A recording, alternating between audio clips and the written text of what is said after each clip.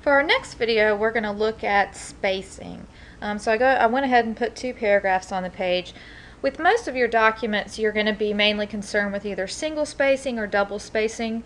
With business letters, we do get into a little bit of the quadruple spacing, but I'm going to show you just kind of the basics of what you need to know. First of all, what you need to know is you need to highlight the text after you've typed it if you want to make a change. And there's an icon, again we're working with our paragraph features here. There's an icon for line spacing. It looks like it has two arrows going up and down with some lines beside it. And if you click on that, notice it's got some pre-options here for you. It's got 1, which would be single spacing. It's got 2, which would be double spacing. And that's one way that you can make those two changes. Very rarely will you ever have to triple space something. Or let's say you're typing up a flyer and you want a little bit of space but not quite a full double space. Then you can always do like a 1.5 type line. Now let's look at some fast ways to go through and double space an entire document. Thinking about research papers, I know I refer to them a lot. You have to double space the entire document real quick. So the first thing that we want to make sure we do is, of course, highlight the text. So if you are working with the entire document, you can do a Control-A, and then for double spacing, let's say the teacher says she wants it double spaced. A good way to remember this is think double and 2 go together. Double is 2.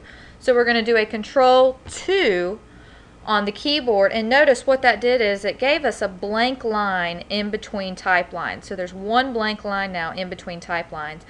But I have not pressed enter. Notice I don't have an enter symbol until I get to the end of my paragraph. So to single space it, let's say we want to take the double spacing off. Let's do a Control-A, and we'll do a Control-1, and that will single space everything.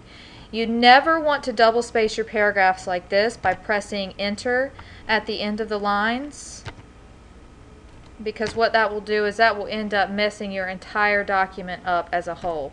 Because see, if I came in and indented my paragraph, look, now everything is all messed up again. So you always want to make sure, let me undo those. If you're going to double space the entire document or the entire paragraph, first highlight what you want to use, what you want to select, and then either use your Control-2 to double space or Control-1 to double space, or come to your icon for additional spacing options.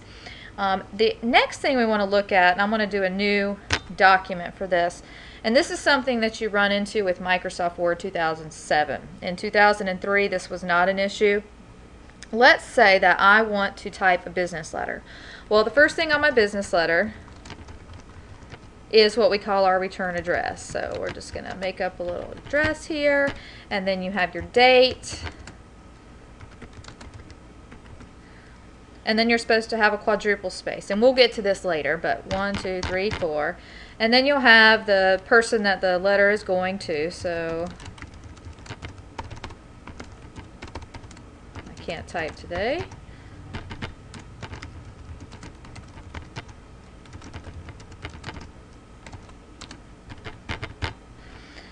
Okay, and then you would go on from there, you know, dear Mr. Mouse, and then we'll talk about business letters later, but look at the lines here.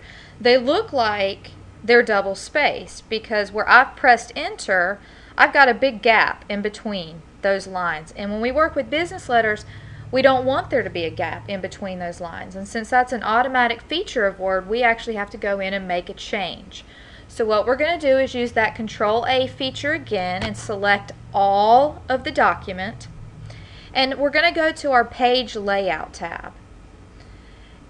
Under spacing, if you see I'm in the paragraph, notice the spacing after says 10 points. That means every time I press the enter key, it's automatically going to put a 10-point space in between lines. Well, for business letters, I want those lines to be together. I don't want any space, so I have to change this to 0.